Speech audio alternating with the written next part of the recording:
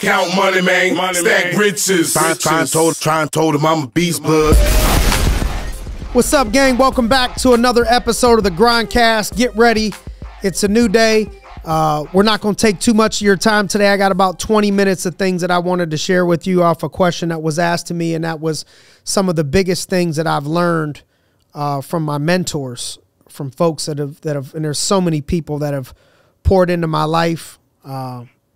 Ask for forgiveness if there's somebody that I forget to mention, because I've been blessed with so many great people that have poured into me and impacted me in my life. But you know, I'll start out with what I learned from my mother, and I'd say, you know, my mom had me. She was pregnant at 19.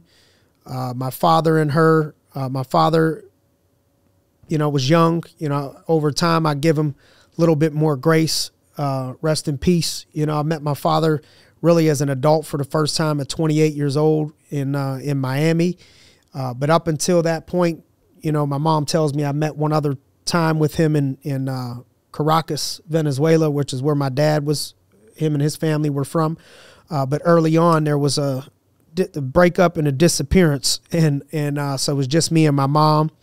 And we lived with my great-grandmother for a lot of my childhood on the east side of Youngstown, where I had grandparents pitching in, my grandfather, my grandmother, my grandmother's husband, who would be a grandfather to me. You know, it was team effort that I was blessed to have folks helping us in that situation. But, you know, we had beat up cars and cars for $1,000 we bought that would break down, and, you know, hand me down this and stuff. And so I look at my mom, and what I learned from her was sacrifice and work ethic to start out. Was just, I know how much, one thing that we didn't have money ever, really up until high school, middle of high school. My mom worked her way up from minimum wage, and you know, I think I look at it and it was probably a 15-year journey to, you know, where she's managing a regional manager of a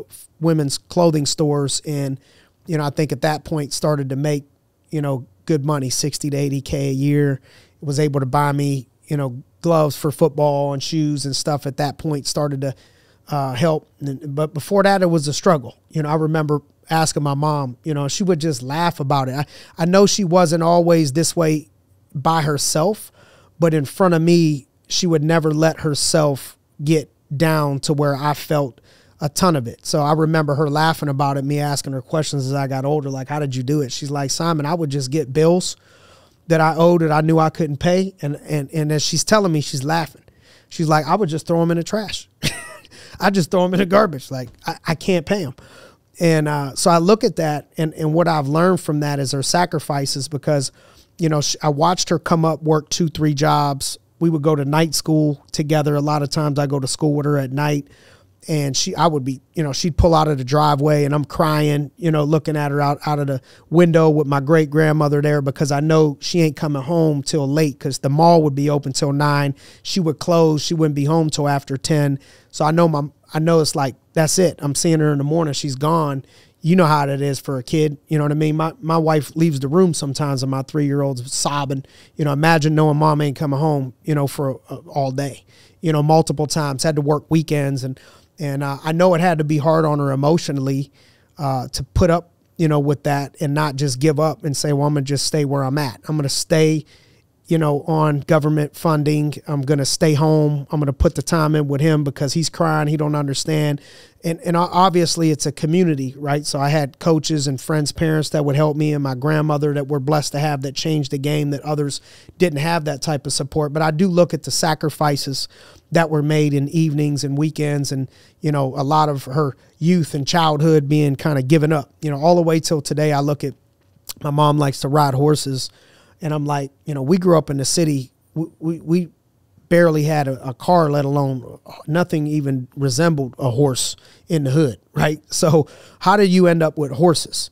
And she's like, well, when I was a kid, all the way up until, you know, late teenager, your grandfather would take me and we would do horses. And so she had that passion that just all of a sudden I come in and I never see it because it's just gone. You know, what she would have liked to do all that time and extra energy was given away for for me, right? So I look at sacrifice, I look at her work ethic, I look at her care. You know, one thing I always felt like I had was unconditional love, to where I knew that nobody would be chosen. You know, no, she would have boyfriends, you know, a couple over the course of my life, not a ton, but there was a couple men in my life from kid till adult.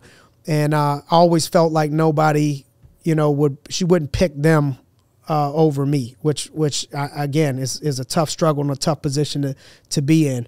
And then I think, you know, also I admire about my mom, you know, what I got from her is non-judgment. So she was the woman that a lot of my friends could attest. You know, it don't matter if you had 4.0 great grades and your dad, you know, was a teacher and your mom was a nurse and you come from this great family and you came over to hang out, or if, you know, your dad was missing and you're hanging with gangsters and you got saggy pants and braids in your hair, you know, mom was going to treat everybody with love no matter what. Like non-judgment, no like treating somebody better than somebody else or worse than somebody else. But she just was like all love with everybody. So from the gangsters to the people, you know, at the bank, like they all like my mom because she just showed love and gave love to everybody. And then lastly, I would say, and I could go on forever about my mom, is just the balance of personality. You know, she's 4'11".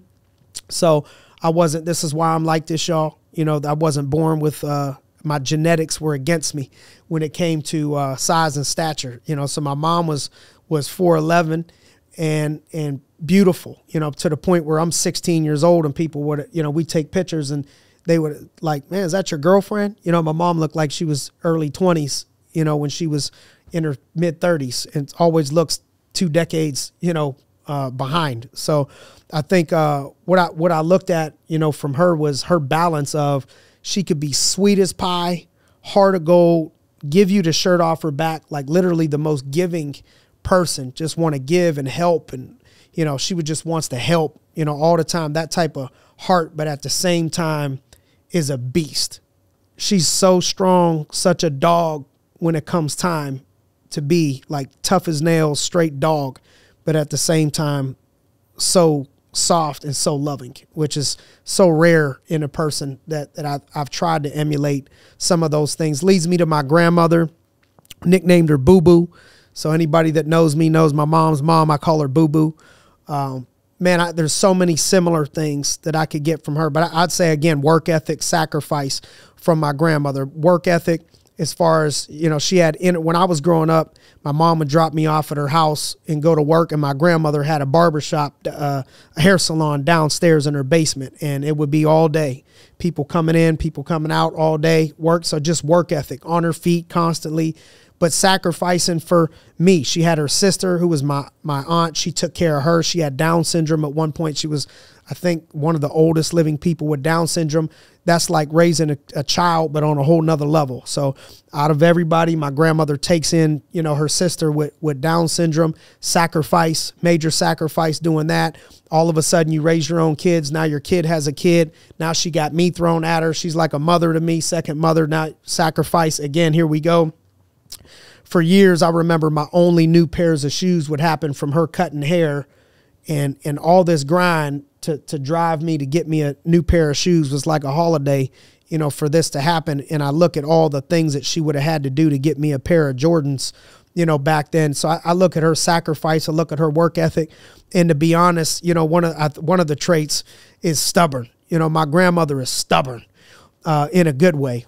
And so I think that's where I got that attitude of, when I get my mind set on something, my grandmother don't take no for an answer. So she'll be like, yeah, they said no, they said this can't happen, or they're not going to do this. And like, you could just see in her mind, like, yeah, that's all nice, but that don't register here, that I'm not stopping. Like she's like a pit bull. She's not stopping until she gets what she wants. And another little beast, that sweet as pie, 4'11", don't cross her. She can have you over for dinner and stuff your belly, or she's relentless, you know, at the same time, just tough. And so I got that from her, that stubborn mindset. This is what I think transferred over a lot in business for me. And my mom will remind me of like, oh, you're like Boo Boo with that. Like, once Boo Boo puts her mind to something, she ain't taking no for an answer. She don't care what you got to say. It don't matter what this one said or this ain't possible or whatever it is. Her mind gets set on something. It's getting done. It's going down, and she's going to find a way to make it happen. So I got that from Boo Boo. Then I look at, my grandmother's husband, Chuck, who was my grandfather. Both of them I've been blessed to have in my life as a young kid till now. Chuck, I think the importance of discipline from a man and not being afraid to force people into doing something that's best for them and having a healthy physical outlet. So, Chuck, another one, sweet, nice guy. Everybody that meets Chuck, super nice, but super tough. Was a boxing coach. So I'm blessed to have him in my life. I remember him getting me a membership. Most of my upbringing, when I look at, I had a membership here. I got to go to a basketball camp. It all was because of Chuck. He was the one that had extra resources that he would throw in my direction to help me go to a school or help me go to a camp or whatever it was. A lot of those things never would have happened if it wasn't for this man that took me on as a grandchild, and I wasn't even his own grandchild. But one of the things I look at was toughness that he brought. And so we had this opportunity to get a membership to the Y, downtown, and this other gym membership. And I would go there, and these were a lot of kids, coming from all over the city, inner city, a lot of people from all over the city.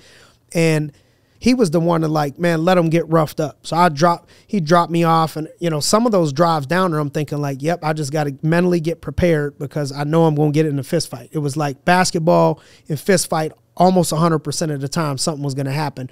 And I remember one time I got a black eye, and I come home and I'm trying to hide it, and my grandmother spots it, and she's freaking out. And my grandfather's like, nothing wrong with that. He's going to be fine. He ain't going to die. This is good for him. And made sure that I kept going back there. And so I appreciated that toughness, even to the point where, one of the biggest, if not the biggest thing to happen in my life transitionally was 8th grade to 9th grade. And I'm like, I don't want to play sports no more. I don't want to play football no more. I was coming off a 8th grade year where in trying to help me because of that period of my life, I was struggling there. My mom moves me outside of the city. So I go from inner city in Youngstown, dropping me off in Camel, Ohio, right outside of Youngstown. Also diverse, blue collar, tough city. So I'm going from those two places. Then they throw me out to Canfield, which is the nice area for a year. My mom gets an apartment, small little apartment, but at least gets me an opportunity to go get a better education. I go to this school, and it was just horrible. 12 months there seemed like 5 years. I just didn't click with a lot of the people. And there was a lot of people I did click with, that I'm still cool with to this day. But when you look at transitioning somebody where I was coming from to there, it was worse than the Fresh Prince, but very difficult transition that I wasn't prepared for. And so that was a challenge, for me. And I look at it, and I look at Chuck making me play football because I didn't want to play. At that point, I just didn't want to play sports anymore. I was pissed off at the way sports were going on at that school in 8th grade. I was better than a lot of people athletically and wasn't getting a starting job that I should have got, and, all that stuff. And teammates knew it. Everybody knew it. So it kind of just took my love of the game away, and I didn't want to play. And I'm looking at all the fun things I can do. So, football already started. They're forcing me to go to Ursuline High School, which was in the city of Youngstown, but it was a Catholic school, and phenomenal sports, best sports in our area. I'm already small. People are telling me you're never going to play there. So I'm like, man, I ain't even going to go out. I ain't going to play. So freshman year, already in the mix. They're in the camp. My grandfather forces me, tough. It's get in the car, yelling at me. Never yelled at me before, just yelling at me. You're getting in the car, no choice, no option. I thought he was going to beat me up. Threw me in the car, forced me to go, drops me off at Coach Roland Smith in Ursuline. And fast forward time, not only did I start and have a good experience in football, meet some of my best friends, within 2 weeks of that happening, my love of the game comes back, the dog comes back. By the time I'm a senior in high school. You know, I had started and lettered multiple years at this powerhouse school. We win a state championship. I get a scholarship to play college football, gets me out of Youngstown, all that stuff was started from Chuck forcing me to make a decision. And so I look at that in my own life as like, I know you don't want to force kids too much because then sometimes they rebel. But there's also got to be a balance sometimes, I think, as a parent where you know better than they know and they're mentally not developed enough to understand that I'm not afraid to force somebody to do something that's best for them as a parent when I'm looking at my own children. And I could go on and on about what Chuck has done. And then my grade school coach coming up playing football, his name was Brad Turnbull. Toughness. This for sure, I would just say toughness and camaraderie. So as a coach, we had ridiculous teams. I was playing for Camel at the time, Little Red Devils, and ridiculous teams. You know, we had kids that go on to win state championships, some of the best athletes you ever see. We had a great team put together. We were smashing people. But he would have us at his house all the time, and he would drop kids off in the projects. And so I just see how he would develop loyalty from players and the love he would get, but just the camaraderie of bringing people together at his house, how to build a team. I got that a lot from him at a young age that I didn't realize I was getting. And then also just toughness. Like I look at the things that he would have us do at 9, 10 years old. And we joke about it and we say, you know, this is abuse. You know, this stuff wouldn't be allowed, you know, today. And it's true. You know, some of the stuff we would do at 10 years old, I haven't seen done today. And I don't think you can do today. But the things that he had us do at 10 years old, I promise, I know what he would bring out of us, that dog, so to speak, was forced into a lot of us, that when I got to high school, I carried it with me. And then when I look at, I got to college, how do you have that? And when you reverse it all the way back, I think, man, to be honest with you, it had to start there with the dog and toughness that he kind of forced in all of us through fight and making young men be tough, you know, early on, and that carries. My high school football coaches, plural, you know, a bunch of them, but head coach was Jim Vivo. I'm going to have him on a podcast real soon.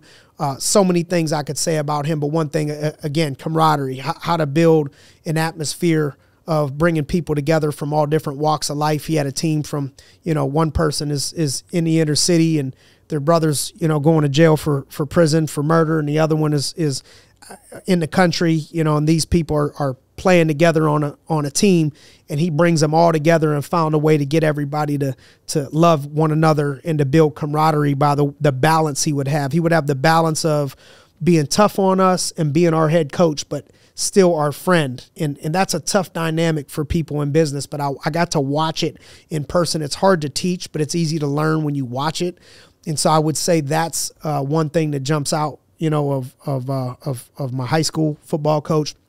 College football coach, Marty Schetzel. You know, he transferred in after my freshman year of college, so it was my redshirt freshman year, and he would open up down the road to say he was down to just open up scholarships. He wanted to go and see who was soft there, who was hard there, trying to open up, you know, scholarships to get rid of people so he can bring in people that he wanted to actually recruit. And so his first year was like, no disrespect to the military, but I think this was like a boot camp. Anybody that survived it knows what I'm talking about. There was not a lot that survived it. 5 o'clock, 4 o'clock, 5 o'clock running up at 4 o'clock in the morning, 200 up downs in a row, you know, with your pads on, just super tough, discipline, almost mean, you know, to a sense. And then down the road, me and him end up getting super, super close, and I have so much respect for him. And so, again, I think that lesson learned, you know, from him was if you could hang on and survive when you want to quit, good things happen. You know, I went from wanting to transfer to being a 4-year starter in a period of a little bit over a year, from when I couldn't even see a glimpse of hope to where I knew I was going to be the starter for the next 4 years, just from not giving up when things look like crap for a period of time that you never know how much you're being tested. Sometimes the test is what you need, because his test that he gave caused other people ahead of me to break and to open up opportunity for me, and me the opportunity to earn his respect when he was looking to see who was going to break, which would open up a lot of opportunity. And so I think that would be another big one. And then it leads me into Jim Surace. Jim Surace was my first mentor in this business, him and Marcus Smith. Jim Surace, I would say just faith. And I would say, you know, he was the closest that I had ever seen to somebody walking like Jesus. So what I got from him is, I'm so far from it. I tell people that if I become half the man Jim Surace, you know, was, that I got to watch, you know, I'll be in good shape, but I watched him sacrifice for other people. He taught me how to give, taught us how to give to others, always taking what you have in your money and resources and giving to other people, taught me about humility, and really developed me in my relationship with God, which I think would be the foundation for all the success that would come after that. I wouldn't have been able to handle it without meeting him, and then his partner, Marcus. Marcus, to this day, is one of my best friends, but I think Marcus, what I got from him, you know, some of the biggest things was how to grind. I already had to work hard, knew how to work hard, but Marcus built the business alongside of me when we were coming up in the business, and we would start at 7 o'clock in the morning and go till, you know, 9, 10, 11 o'clock at night. So, I mean, just what it took to build a business, you know, I learned from Marcus that grind. And then I learned how to think big from Marcus, for sure. I didn't know how to think big. I knew how to work hard. I knew how to be mentally tough. I knew how to compete, but I didn't know how to think. And Marcus taught me how to think big. And I remember Marcus, my biggest week was 7,000 in production, and him brainwashing me to think that I could do 20 in a week. And I do 20,000 in a week in my first 6 months in the business. And, you know, what changed? The only thing that changed was my belief. And before I had my own belief in myself, he was the one that would believe in me so much that it made me believe in me, because he believed, you know, so much in me. And so I think just Marcus stands out to me as a big thinker, teaching me how to think big and the power of believing in somebody. I look at John Maxwell, who I've had an opportunity to meet and spend times with, but I think he was a mentor before he knew he was a mentor. Reading books, he was the first book that I ever read was by John Maxwell, and John Maxwell helped to soften me up. You know, I came up football, tougher, you know, hard-nosed, all this, and my leadership style emulated that. I think Maxwell brought me that balance of, he would talk about, you got to first lead with your heart before asking for somebody's hand. You got to ask for their heart before asking for somebody's hand. Before, people don't care how much you know until they know how much you care. Just teaching me through my reading and studying of Maxwell that you don't have to be so rough, you know, on people. Although accountability is necessary at times, you can lead with love and still get crazy results. And, you know, I wrap it up with the final two, you know, mentors. Jim Tressel, what a blessing he's been in my life.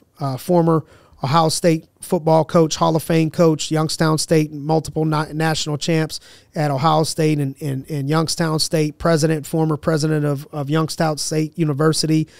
We really started to connect really formally outside of football when I was late 20s, getting ready to start a branch of Inspiring Minds Youngstown in my hometown, starting a youth program. Showed up, never met him before really, you know, deeply. And I asked him for 5 minutes. He ended up giving me an hour, and we were connected ever since. I asked him for his help in a fundraiser. I wanted him to be a speaker, and then we would develop a relationship over that. And then I asked him to be a mentor. I thought he was going to tell me no, years and years and years ago. I thought he was going to tell me no. And this is just go to show you, like, man, you miss 100% of the shots you don't take. And so he would be a mentor, you know, for me, where we went, and I don't know, it's almost been almost a decade, not quite, of consistently every month spending hours, you know, together. And so I've learned so much from him. I've learned loyalty, you know, just extra loyalty I've watched from him. How to treat the mailman. You know, he treats the mailman and treats, you know, people that the world wouldn't always see as the most special. I've watched him treat those people more special than the people that have the most money, you know, around us.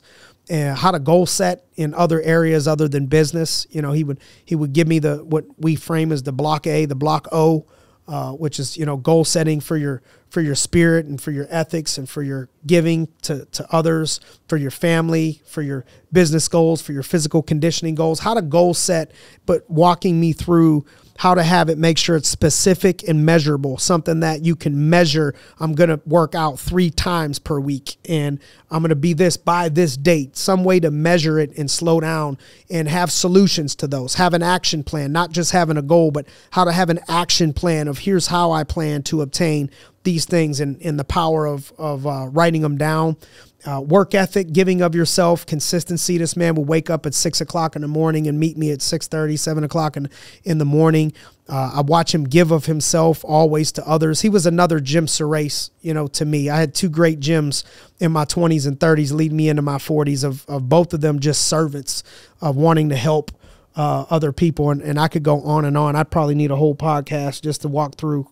I probably need to do a book. I got notes of decades of wisdom from Coach Tress. And then lastly, I just say Isaac, my current jiu-jitsu coach. It's been a 13-year journey. I've had so many people coach me in jiu-jitsu that I've learned from. And just for the sake of time, I'm just going to highlight Isaac and what I've gotten from him. Not even just the game of jiu-jitsu and grappling in general, but just Isaac Greeley here in Pittsburgh, heads up the Mat Factory.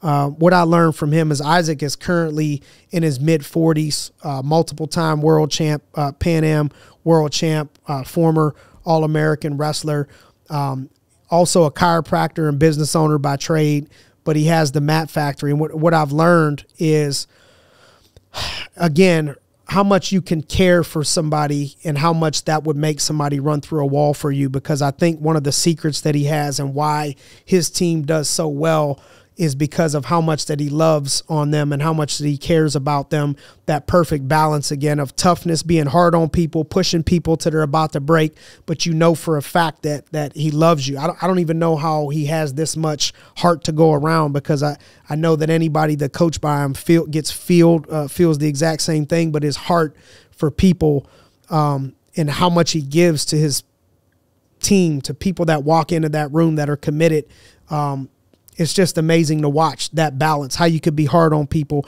But then also for myself, I needed a person to erase my excuses to keep my grappling journey going. I had so many people in my ear, even in my own mind of like, man, how many times do you want to get injured? I've had multiple surgeries and injuries and stuff that I've had to do and miss because I get hurt, grappling. Anybody that's been on the journey knows what I'm talking about. But Isaac, mid-40s, still training and still can compete and hang with people 20 years old, 22 years old. That's all I needed was one person to show me. One person to show me that you erase these excuses. You could still push and hang with people in their 20s if you take care of yourself in your 40s.